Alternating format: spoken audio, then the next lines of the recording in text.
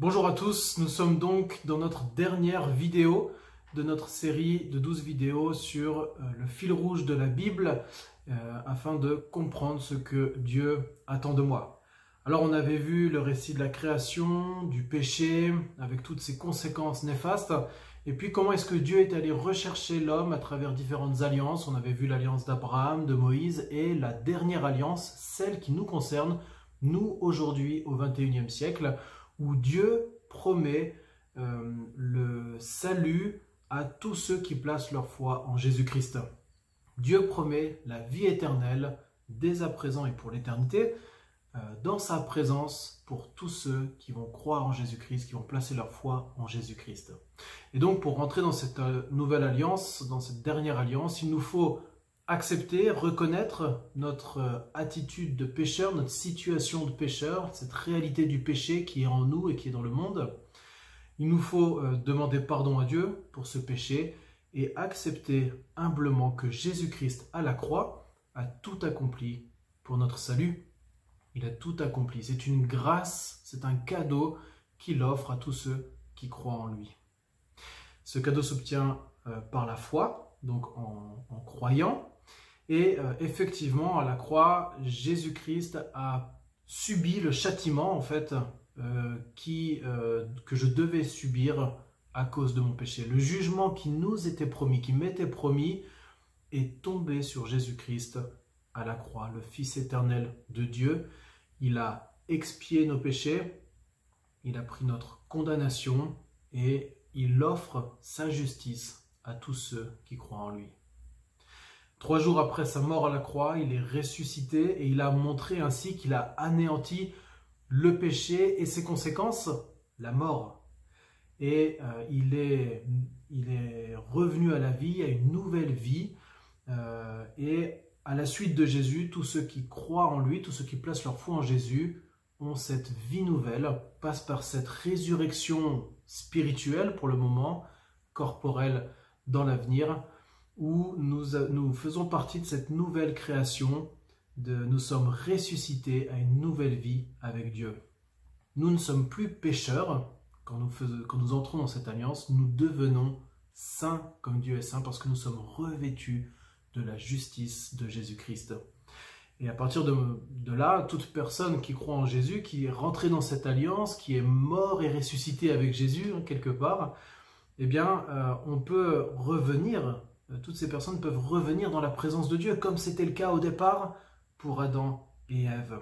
Voilà l'objet de la foi des chrétiens, cette bonne nouvelle du salut en Jésus-Christ. Et d'ailleurs, le premier enseignement que Jésus a donné lors de son ministère sur terre, quand il est arrivé, on le trouve dans l'évangile de Marc, au chapitre 1, verset 15, il dit « Repentez-vous et croyez en la bonne nouvelle. Repentez-vous et croyez dans la bonne nouvelle que Jésus-Christ a tout accompli à la croix pour régler une fois pour toutes le problème du péché. » Mais la foi, ce n'est pas seulement croire, c'est aussi agir en conséquence. Et donc on va terminer notre série en voyant maintenant ce que Dieu attend de moi dans cette nouvelle vie, dans cette vie de disciple de Jésus-Christ dans la nouvelle alliance. Et pour cela, on va voir 3 interpellations de Jésus dans les évangiles. La première, c'est un appel. Jésus va dire « Suis-moi ». La deuxième, c'est une réflexion, où Jésus va dire « Réfléchis bien à ce que ça va te coûter ». Et la troisième interpellation, c'est une promesse, où Jésus va nous dire qu'il est avec nous. Alors on va regarder cette première interpellation de Dieu, cette première interpellation de Jésus-Christ, cet appel « Suis-moi ». On va dans l'évangile de Matthieu, au chapitre 9, verset 9, et je lis « En passant plus loin, Jésus vit un homme appelé Matthieu, assis au bureau des péages. Il lui dit « Suis-moi ». Matthieu se leva et le suivit. Alors c'est une situation qui est presque invraisemblable. Matthieu était un homme qui avait un métier qui lui donnait une assurance financière, il était collecteur d'impôts. Alors c'est un métier qui était mal vu par les Juifs de l'époque parce qu'il était au service des Romains, hein, l'empire qui occupait Israël à ce moment-là. Mais c'était une situation confortable financièrement qui lui permettait de pouvoir subvenir à ses besoins, aux besoins de sa famille sans aucun problème. Et un jour, un jour Jésus va le voir et il va lui dire « Suis-moi ». Être disciple de Jésus, être chrétien, implique d'être prêt à tout abandonner pour Jésus. C'est ce que Matthieu va faire, et dans la suite du récit de l'Évangile, c'est ce qu'on va voir chez lui et chez d'autres disciples. Ils ont tout abandonné pour suivre Jésus.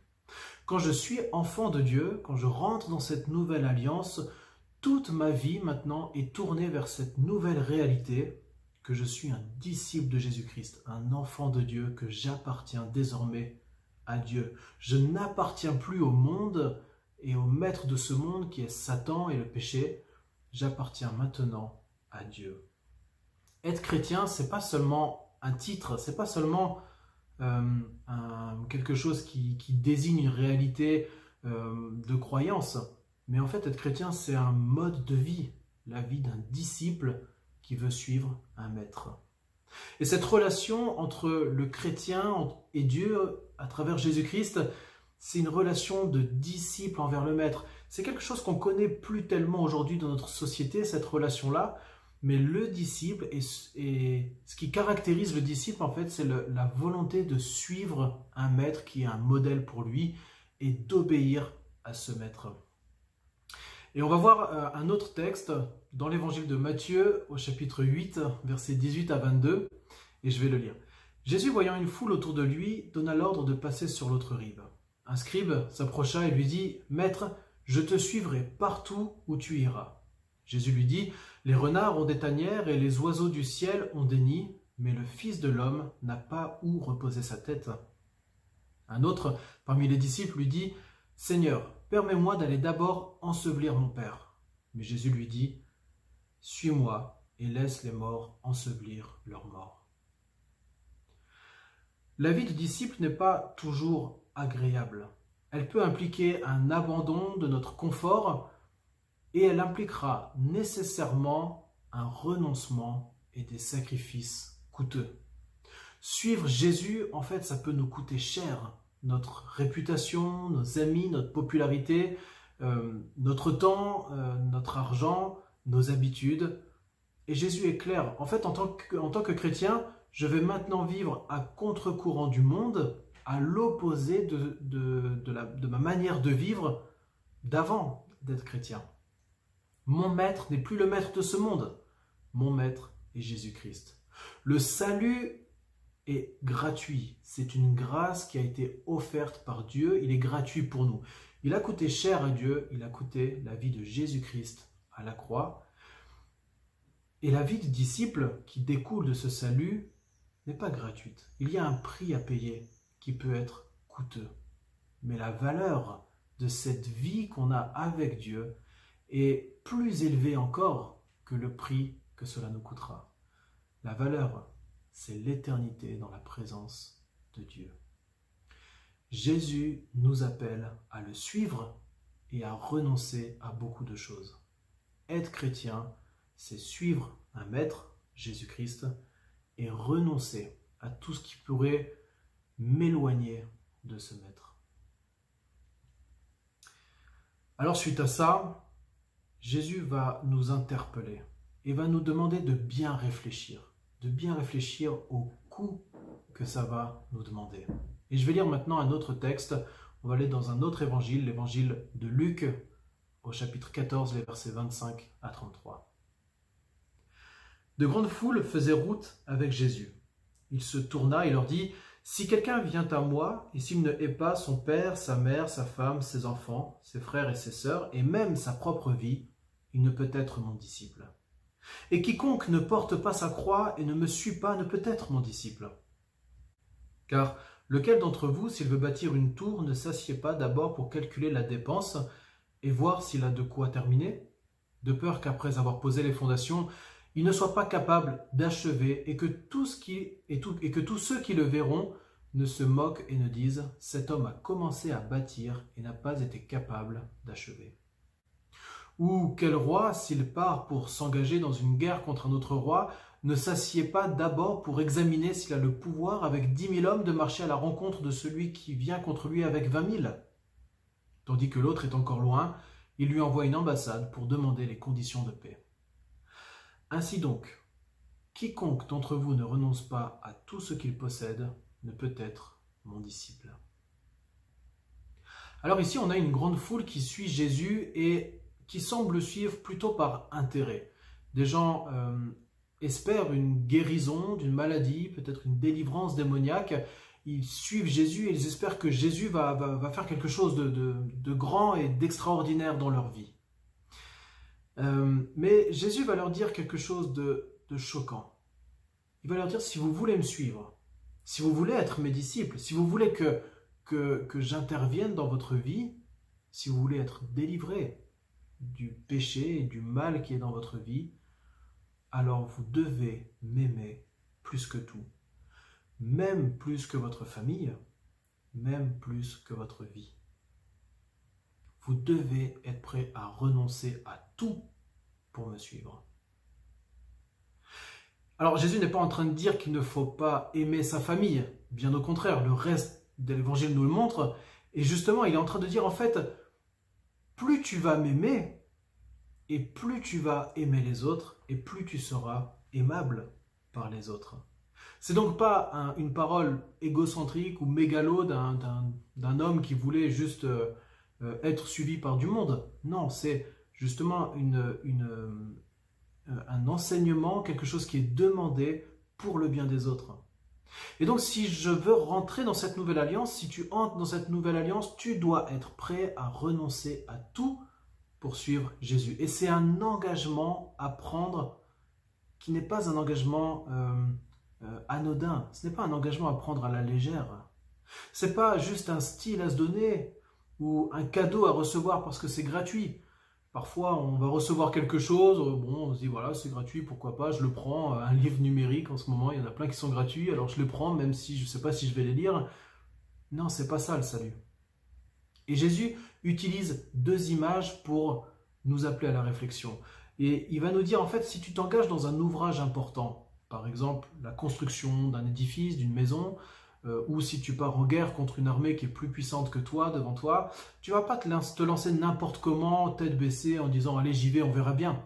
Tu vas prendre le temps de te poser, de réfléchir, tu vas calculer, étudier quelles sont les pertes, quelles sont les recettes. Et si tu te rends compte que tu n'es pas capable de mener le projet jusqu'au bout, en fait, la sagesse, évidemment, c'est de ne pas s'engager dedans. Eh bien, la vie de disciple, c'est exactement la même chose. Prends le temps de te poser et de réfléchir. Est-ce que tu es vraiment prêt à payer le prix qui t'est demandé par Dieu? Regarde ce que Dieu te demande. Renoncer à ton ancienne vie pour t'engager à lui obéir et à vivre pour la gloire de Dieu. Dieu va te demander d'abandonner beaucoup de choses. Réfléchis bien. La vie de disciple de Jésus-Christ est merveilleuse, mais elle coûte cher. Pour certains, elle coûtera même la vie, et certains chrétiens vont mourir pour Jésus-Christ. Et si tu n'es pas prêt à tout donner à Dieu, si tu n'es pas prêt à sacrifier ce qui te passionne le plus, si tu n'es pas prêt à abandonner des habitudes mauvaises, alors ne t'engage pas. Réfléchis bien. Mais si tu es prêt à tout donner pour Dieu, à tout donner pour être le disciple de Jésus, pour suivre Jésus, alors vas-y, fonce. Et ce qui est extraordinaire, c'est que Jésus ne nous laisse pas seulement avec cette réalité qu'il y a un coût à payer, mais il donne une autre promesse. C'est notre troisième interpellation. Cette promesse, c'est « Je serai avec toi ». Dieu sera toujours avec toi dans ta vie de disciple. Il sera avec toi pour te soutenir, pour t'encourager, pour t'aider, pour te porter, pour te relever, pour te guider, pour te corriger, pour te rattraper, pour te défendre, pour te stimuler, pour te consoler, pour te protéger, pour t'accompagner, pour te donner la sécurité, pour prendre soin de tous tes besoins. Dieu ne te laissera jamais seul. Et juste avant la croix, Jésus dira à ses disciples dans Jean chapitre 14, versets 25 et 27, « Je vous ai parlé de cela pendant que je demeure auprès de vous. Mais le consolateur, le Saint-Esprit que le Père enverra en mon nom, c'est lui qui vous enseignera toutes choses et vous rappellera tout ce que moi je vous ai dit. Je vous laisse la paix, je vous donne ma paix. Moi, je ne vous donne pas comme le monde donne, que votre cœur ne se trouble pas et ne s'alarme pas. Les disciples commençaient à comprendre qu'il allait se passer quelque chose et Jésus était en train de leur dire qu'il allait devoir les quitter. Mais il ne va pas les quitter pour les abandonner. Il est avantageux qu'il les quitte parce que Dieu et Jésus vont envoyer le Saint-Esprit. Jésus fait cette promesse à ses disciples que Dieu lui-même viendra habiter dans la vie, dans le cœur, dans la réalité du croyant. Et c'est d'ailleurs exactement ce qui avait été promis dans les prophéties qu'on avait vues, notamment dans Ézéchiel chapitre 36. Le chrétien, le disciple de Jésus, ne sera jamais seul. Et au moment où je place ma foi en Jésus-Christ, au moment où j'entre dans cette nouvelle alliance, que je deviens enfant de Dieu, le prix à payer est très élevé. Et je vais devoir être prêt à abandonner beaucoup de choses pour Dieu. Mais je sais aussi que Dieu vient habiter en moi par son Saint-Esprit. Et Dieu sera toujours présent pour m'aider à vivre cette vie de disciple. Et c'est pas fini. Matthieu chapitre 28, les versets 19 et 20, Jésus cette fois-ci parle et dit « Allez, faites de toutes les nations des disciples, baptisez-les au nom du Père, du Fils et du Saint-Esprit et enseignez-leur à garder tout ce que je vous ai prescrit. Et voici, je suis avec vous tous les jours jusqu'à la fin du monde. » Jésus promet que lui aussi sera présent pour toujours avec ses disciples.